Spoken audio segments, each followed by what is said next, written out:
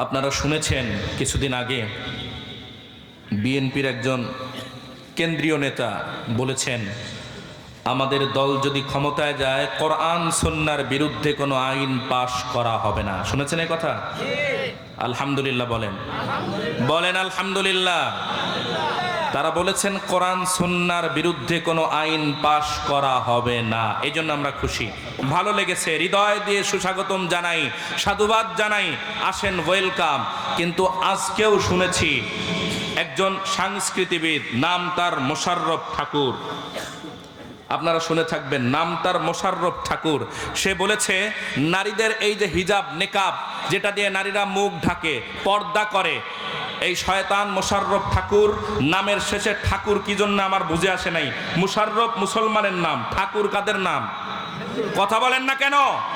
মুশাররফ মুসলমানের নাম, লাস্টে ঠাকুর, তার মানে বোঝা যায় ডাল মে কুছ কালা হ্যায়, নামে মুসলমান হলেও অন্তরে লালন করে হিন্দুত্ববাদ। কথা বলেন ঠিক কিনা?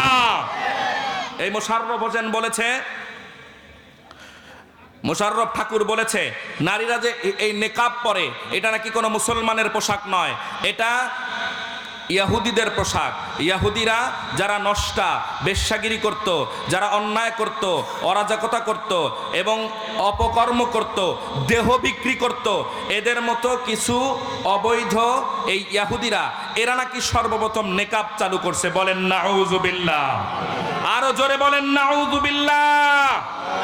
আচ্ছা বলেন তো, মসজিদে অনেক সময় জুতা চোর ধরা পড়ে। আমার মসজিদ যাত্রাবাড়ি বাইতুস সালাত ছাপড়া মসজিদ, এই মসজিদে কয়েকদিন আগে জুতা চোর ধরা পড়ছে।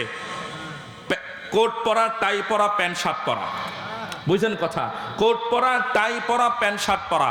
আচ্ছা বলেন তো, কোট পরা, টাই পরা, প্যান্ট শার্ট পরা একজন জুতা চোর ধরা পড়ছে বলে সমস্ত প্যান্ট শার্ট পরা লোকদের কি জুতা চোর বলা যাবে? এটা কি ইনসাফ হবে? এটা কি ইনসাফ হবে? তার কিছুদিন আগে আরো একজন টাই পরা লোক শুক্রবারের দিন এসে জুমার নামাজের দান বক্সগুলো একদিকে গিয়ে জমা হয়েছে, এই লোকটা সাইড থেকে সব দান বক্স, সব মুসল্লি যখন সেজদায় গেছে ওই দান বক্সের টাকাগুলো পকেটে ভরছে। ধরা পড়লো কোট পরা, টাই পরা। তাই বলে কি আমরা সবাই বলবো কোট টাই পরা লোক মসজিদের টাকা চুরি করে, রাচ্চোর? এটা বলা কি ইনসাফ হবে? দুই একটা বিচ্ছিন্ন ঘটনা থাকতেই পারে, নেকাব পরে অপকর্ম করতে পারে।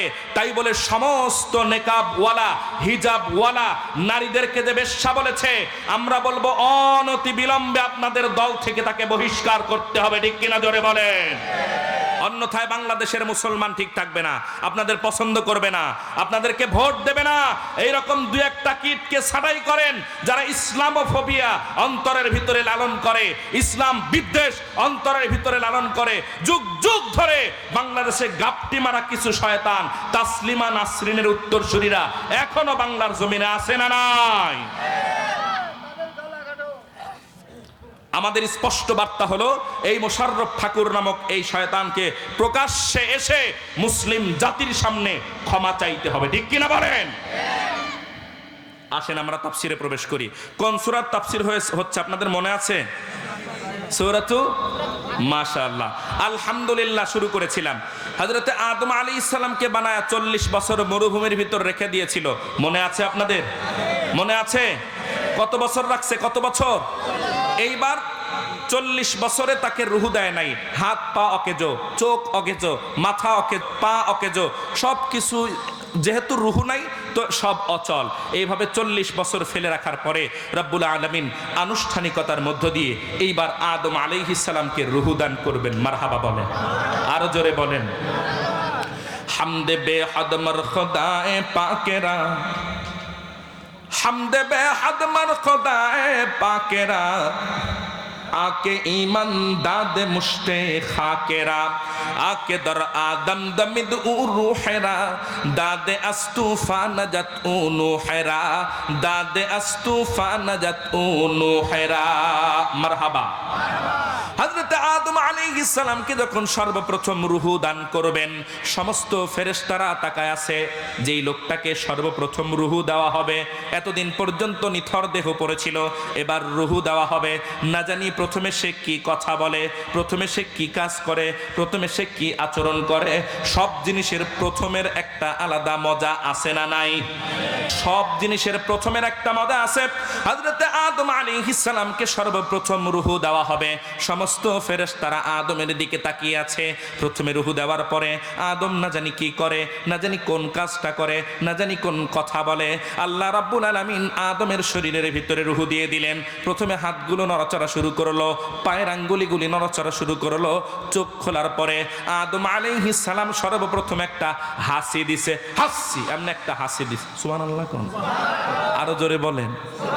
এইবার আদম আলাইহিস সালাম মানব জাতির প্রথম মানুষ। হযরতে আদম আলাইহিস সালাম হাসি দেওয়ার পরে সর্বপ্রথম তার জবান দিয়ে যে শব্দ বের হয়েছে, সেই শব্দ ছিল আলহামদুলিল্লাহ।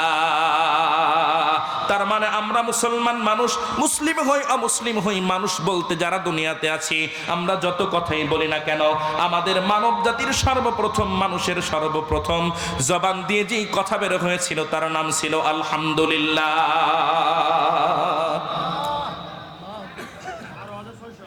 হযরত আদম আলাইহিস সালাম যখন আলহামদুলিল্লাহ বলেছেন, আল্লাহ তাআলা বললেন ইয়ারহামুকাল্লাহ। কি বললেন? সবাই বলেন ইয়ারহামুকাল্লাহ। বলেন বলেন, একজন মুখ বন্ধ থাকে না যেন, মুখস্থ করেন। বলেন ইয়ারহামুকাল্লাহ। আবার বলেন ইয়ারহামুকাল্লাহ। আদম বললেন আলহামদুলিল্লাহ, আল্লাহ তাআলা বললেন ইয়ারহামুকাল্লাহ। ও মুসলমান বন্ধু, এইটা সুন্নাত হয়ে গেল। এখনো পর্যন্ত কোন মানুষ যদি হাসি দেয়, হাসি দেওয়ার সঙ্গে সঙ্গে আলহামদুলিল্লাহ বলা সুন্নত। আর কেউ যদি আলহামদুলিল্লাহ বলে, পাশে থেকে কেউ যদি শোনে, তার জন্য ইয়ারহামুকাল্লাহ বলা ওয়াজিব। আজকের এই আলোচনার প্রথম শিক্ষা, এই মনোযোগ, প্রথম শিক্ষা, প্রথম সবক হলো এই, মৃত্যুর আগ পর্যন্ত এই কথা মনে থাকতে হবে। সেটা হলো, আমরা সবাই তো হাসি দেই, তাই না? কে কে হাসি দেন না দেখি হাত তোলেন তো। মাশাআল্লাহ, 2-4 জন আছে। এই 2-4 জনকে ধরে জাদুঘরে রাখা দরকার। হাসি দেয় না যে, তাদেরকে জাদুঘরে রাখা দরকার না? কি ভাই, না ভুলে তুলছি তো? সবাই হাসি দেন নাকি? হাসি দেওয়ার সঙ্গে সঙ্গে কি বলা সুন্নাত? কি বলা সুন্নাত? আচ্ছা, আর আপনি যদি কারো হাসির আলহামদুলিল্লাহ শোনেন, আপনার জন্য কি বলতে হবে? ইয়ারহামুকাল্লাহ বলা ওয়াজিব। এবার দেখি বুঝে থাকলে বলেন, আমি হাসি দিয়েছি, হাসছি, আমার জন্য কি বলা সুন্নাত? আপনারা শুনেছেন, আপনাদের জন্য কি বলা ওয়াজিব? এই তো মাশাআল্লাহ বুঝতেছেন, মাশাআল্লাহ মাশাআল্লাহ, সুন্দর বুঝতেছেন। আল্লাহু আকবার। এই আমলটার কত মর্যাদা! সিয়ারু আলামিন নুবালা, আল্লামা ইমাম শামসুদ্দিন যাহাবী রাহমাতুল্লাহ আলাইহি লেখা বিখ্যাত একটা কিতাব সিয়ারু আলামিন নুবালা। এই কিতাবের ভিতরে ইমাম আহমদ ইবনে হাম্বল রাহমাতুল্লাহ আলাইহি তার জীবনী লিখতে গিয়ে ইমাম শামসুদ্দিন যাহাবী রাহমাতুল্লাহ আলাইহি লিখেন, ইমাম আহমদ ইবনে হাম্বল একদিন একটা নৌকায় উঠছে নদী পার হওয়ার জন্য।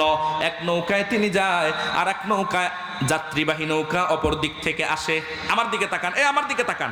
এক নৌকায় আহমদ ইবনে হাম্বল তিনি যাচ্ছেন, আর এক নৌকায় যাত্রীরা আসতেছেন। দুই নৌকা যখন পাশাপাশি হয়েছে, অপোজিট নৌকার এক ব্যক্তি হাসি দিয়ে বলছে আলহামদুলিল্লাহ। এবার বলেন তো, ইমাম আহমদ ইবনে হাম্বল অপর নৌকা থেকে শুনছে, তার জন্য কি বলা যেন ওয়াজিব ছিল? তার জন্য ইয়ারহামুকাল্লাহ বলা ওয়াজিব ছিল। কিন্তু ইয়ারহামুকাল্লাহ বলার আগেই নৌকা একটা আর একটা থেকে আলাদা হয়ে যায়, শোনাইতে পারে নাই। ইমাম আহমদ ইবনে হাম্বল নৌকা নিয়ে ওই পারে যাওয়ার পরে আরো একটা নৌকা 10 দিরহাম দিয়ে ভাড়া করেছে। বর্তমান বাজার দর অনুযায়ী 4000 টাকা। এই 4000 টাকা বর্তমান বাজারের, অর্থাৎ 10 দিরহাম দিয়ে একটা দ্রুতগামী নৌকা ভাড়া করে ওই যাত্রীবাহী নৌকাকে ধরছে।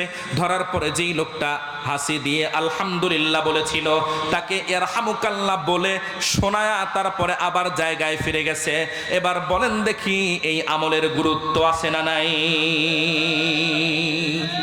করবো তো ইনশাআল্লাহ সবাই। তাইলে আমরা আজ থেকে এই আমল মৃত্যুর আগ পর্যন্ত করব ইনশাআল্লাহ। বলেন বলেন ইনশাআল্লাহ।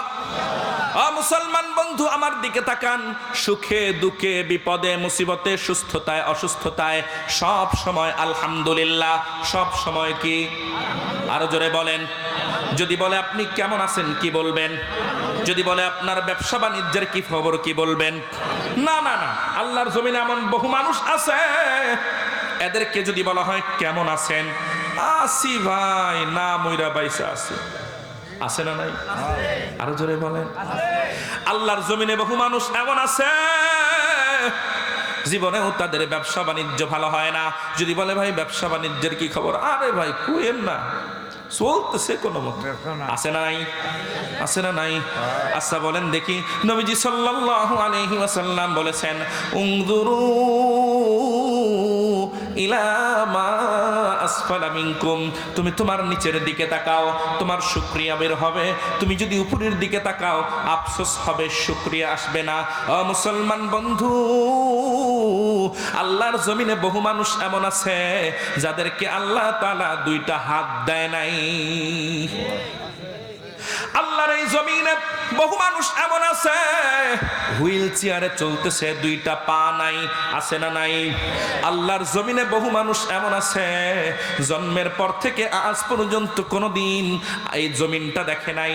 আল্লাহর সূর্য কেমন দেখা যায়, চাঁদ কেমন দেখা যায়, জমিন কেমন দেখা যায়, নদীর পানি কেমন দেখা যায়, কোনোদিন সে চোখে দেখে নাই।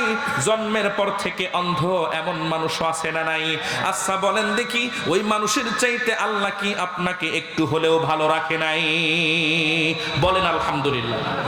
আরো জোরে বলেন আলহামদুলিল্লাহ। ও মুসলমান বন্ধু, এই জন্য অনেক সময় দেখবেন আপনি দেখতেছেন হয়তো বা বিষয়টা আমার ক্ষতি হলো, কিন্তু না না না, এমনও হয় আল্লাহ তাআলা অনেক সময় ছোট বিপদ দিয়ে বড় বিপদ থেকে হেফাজত করেন। সুবহানাল্লাহ বলেন। হযরতে মুসা আলাইহিস সালামের কাছে এক লোক আসছে। হায় হায়, আজকে কত কথা মনে হচ্ছে, বলবো? ধৈর্য থাকবে তো আপনাদের? আমি বলছি আপনাদের ধৈর্য যতক্ষণ, আমার আলোচনা ততক্ষণ, ইনশাআল্লাহ। এক লোক মুসা আলাইহিস সালামের কাছে এসে বলে, আল্লাহর নবী মুসা, একটু আপনি আল্লাহর কাছে দোয়া করেন, আমি আগামীকাল আমার সাথে কি ঘটবে আমি যেন সেটা দেখতে পাই। মুসা আলাইহিস সালাম বলে, আল্লাহর কসম কইরা বলি তুমি বিপদে পড়বা। এই ঘটনাটা আছে হাসিয়াতুস সবি, তাফসিরে জালালাইনের একটা হাসিয়ার কিতাব আছে যার নাম হলো হাসিয়াতুস সবি। এই কিতাবের ভিতরে লিখছে, মুসা আলাইহিস সালাম বলে, আগামীর জিনিস দেখতে পাইলে তুমি কিন্তু বিপদে পড়বা। লোকটা বলে, না না না, বিপদ হোক আর যাই হোক, আমি দেখতে চাই কালকে আমার সাথে কি ঘটবে। মুসা আলাইহিস সালাম আল্লাহর কাছে দোয়া করে, আল্লাহ এই লোকটা দেখতে চায় তার সাথে আগামীকাল কি হবে। আল্লাহ তাআলা বলেন, কবুল করলাম, যাও, কালকে কি হবে লোকটা দেখতে পারবে। কিছুদিন পরে লোকটা দেখতেছে আগামীকাল তার একটা ঘোড়া মারা যাবে। কি মারা যাবে? চিন্তা করলো, ভালোই হয়েছে, আগের থেকে খবর পাইছি, সন্ধ্যার আগেই ঘোড়াটা বেচা দিছে। মাশাআল্লাহ, কালকে মরবে তো আজকে বিক্রি করে দিলাম, লাভ হয়েছে না? তার কিছুদিন পরে দেখতেছে তার একটা উট মারা যাবে, উট, আগামীকাল একটা উট মারা যাবে। চিন্তা করলো কালকে তো মরবে, আজকে বিক্রি করে দিব, যা। সন্ধ্যার আগে উটটাও বিক্রি করে দিছে। তার কিছুদিন পরে দেখতেছে আগামীকাল তার বড় ছেলেটা মারা যাবে। এটা কি বেচা যায়? কথা কয় না। এখন কি করবে? এক দৌড়ে মুসা আলাইহিস সালামের কাছে গেছে, হুজুর বিপদে তো পড়ছি। কি হয়েছে? বলে, উট দেখলাম মারা যাবে, বিক্রি করে দিলাম, ঘোড়া দেখলাম মারা যাবে, বিক্রি করে দিলাম, এইবার দেখতেছি আমার সন্তান মারা যাবে, এখন কি করব? মুসা আলাইহিস সালাম বলে, আগেই বলছি তোমার বিপদ হবে। আল্লাহ তাআলা তোমার সন্তানের মৃত্যুর ফয়সালা হয়েছিল, এইটা উটের উপর দিয়ে নিয়ে যাইতে চাইছে, এইটা ঘোড়ার উপর দিয়ে নিয়ে যাইতে চাইছে, তুমি পাকনামি কইরা বিক্রি করে দিছ। এখন তোমার সন্তানরে বাঁচানোর মতো আল্লাহর দুনিয়ায় কেউ নাই। এজন্য দেখবেন অনেক মানুষ এমন হয়, কোরবানি ঈদের জন্য গরু লালন পালন করছে 2 বছর, হিষ্টপুষ্ট হয়েছে, 2 লক্ষ টাকা দিয়ে গরু বিক্রি করবে, হঠাৎ ঈদের 2 দিন আগে গরু মারা যায়। হয় কি হয় না? হায় হায় করে, আফসোস করে, কান্নাকাটি করে। না না না, আফসোস করবেন না। হয়তোবা এমন হতে পারে আপনার ফ্যামিলির কারো মরণের সিদ্ধান্ত ছিল, ওই গরুর উপর দিয়ে আল্লাহ নিয়ে গেছে। বলেন সুবহানাল্লাহ। এজন্য মুসলমান বিপদে পড়লে কোনোদিন আফসোস করতে পারে ওই চাঁদ শুরু যার তারকারাজি, আসমান জমিন আর বৃক্ষরাজি। ওই চাঁদ শুরু যার তারকারাজি, আসমান জমিন আর বৃক্ষরাজি। সাগর নদী পর্বতরাজি, সৃজিলে তুমি সব তোমারই তো দান। ও গো রহিম রহমান, তুমি মহামহিয়ান। ও গো রহিম রহমান, তুমি মহামহিয়ান। আল্লাহু আকবার। গাছে গাছে দিয়েছ তুমি নানান রঙের ফুল ফল, দিগন্ত বিস্তৃত মাঠে মাঠে দিয়েছ সবুজ ফসল। কৃষকের মুখের হাসি গোলা ভরা ধান, সৃজিলে তুমি সব তোমারই তো দান। ও গো রহিম রহমান, তুমি মহামহিয়ান।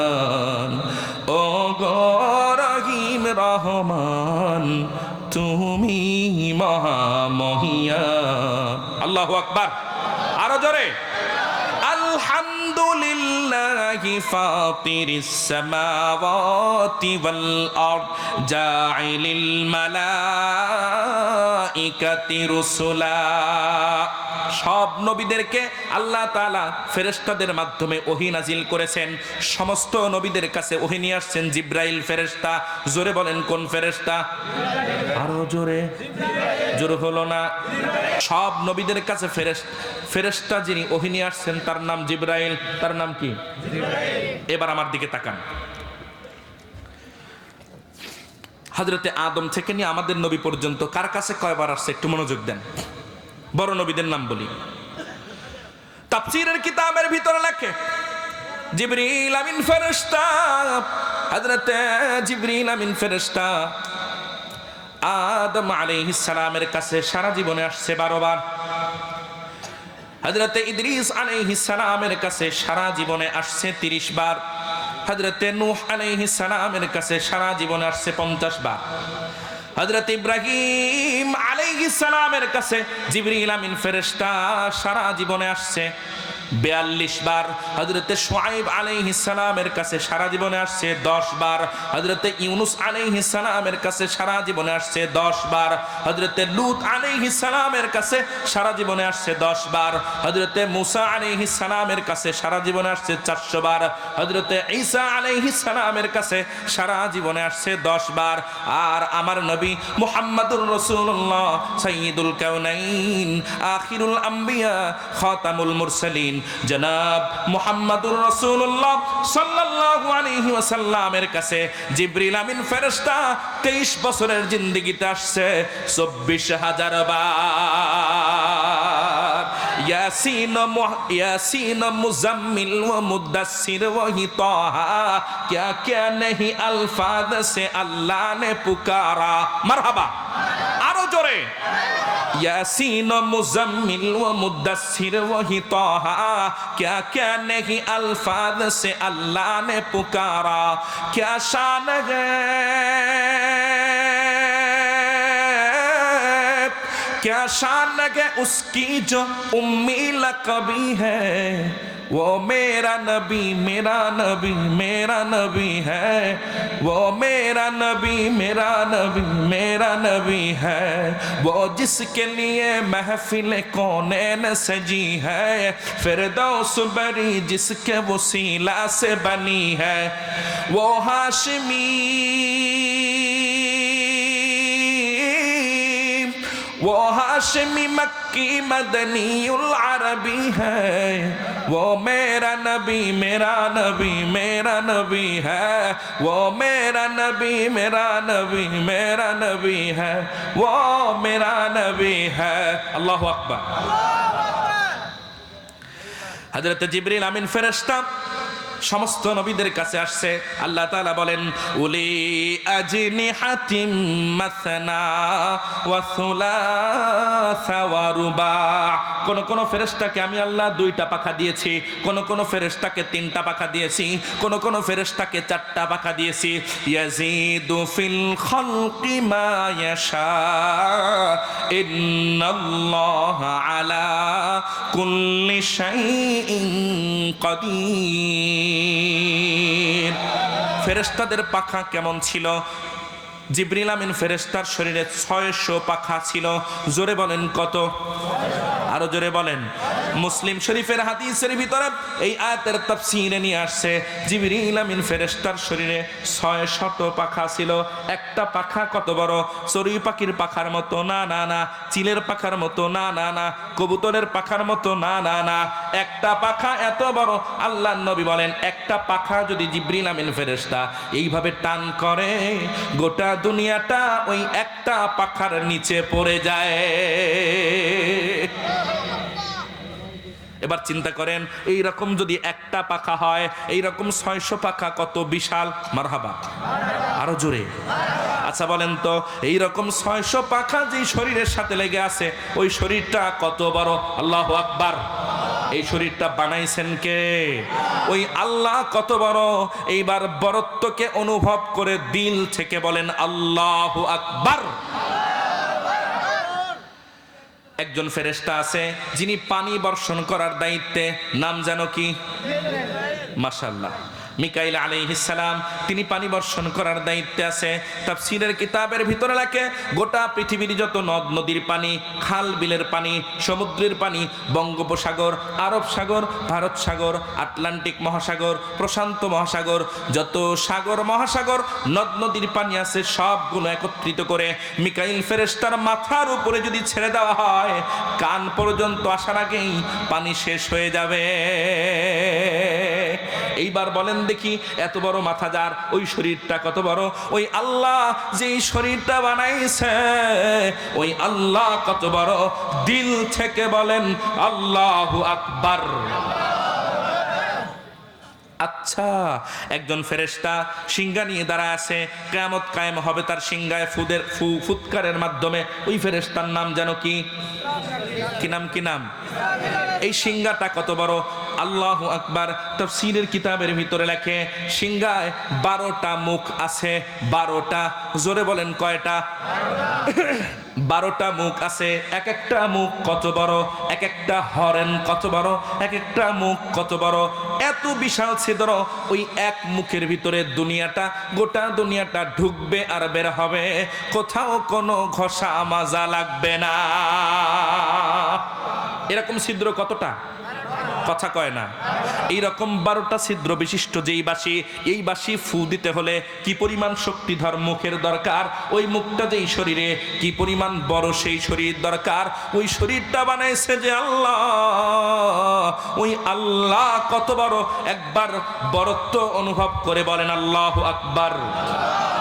আচ্ছা, আমাদের জান কবজ করে যে সেই ফেরেশতার নাম কি? কি নাম? আজকে এই জায়গায় একজন মানুষ মারা গেল, বাসাইলে একজন, পুবাইলে একজন, এরপরে নাটোরে একজন, রাজশাহীতে একজন, এরপরে কুমিল্লা একজন, চট্টগ্রামে একজন, ময়মনসিংহে একজন, বাংলাদেশে একজন, ইন্ডিয়া একজন, জাপানে একজন, ইউরোপে একজন। একই দিনে একই সময় বিভিন্ন জায়গায় মানুষ মরে কি মরে না? আপনি বলবেন আজরাইলের কাছে কি এমন দ্রুতগামী বাহন আছে, এই জায়গা থেকে এক দৌড়ে সে আমেরিকা চলে গেল? না না না, আজরাইলকে কোথাও যেতে হয় না রে মুসলমান। আজরাইলের সামনে হাদিস শরীফের ভিতর আসছে গোটা পৃথিবীটা আজরাইলের সামনে একটা প্লেটের মতো। বলেন সুবহানাল্লাহ। আচ্ছা বলেন, এটা একটা প্লেট, এখানে আছে আলু ভর্তা, এখানে ডাল ভর্তা, এখানে মাছ ভাজি, এখানে গোশত। আমি যদি আলু ভর্তা খেতে হই, আমাকে কয় মিনিট হাইটা যাইতে হইব? জায়গা থেকে দাঁড়াইতে হবে, গাড়িতে উঠতে হবে, যানবাহনে উঠতে হবে। মুসলমান বন্ধু, আমাদের সামনে যেমন একটা খাবারের প্লেট, আজরাইলের সামনে গোটা দুনিয়াটা একটা প্লেটের মতো।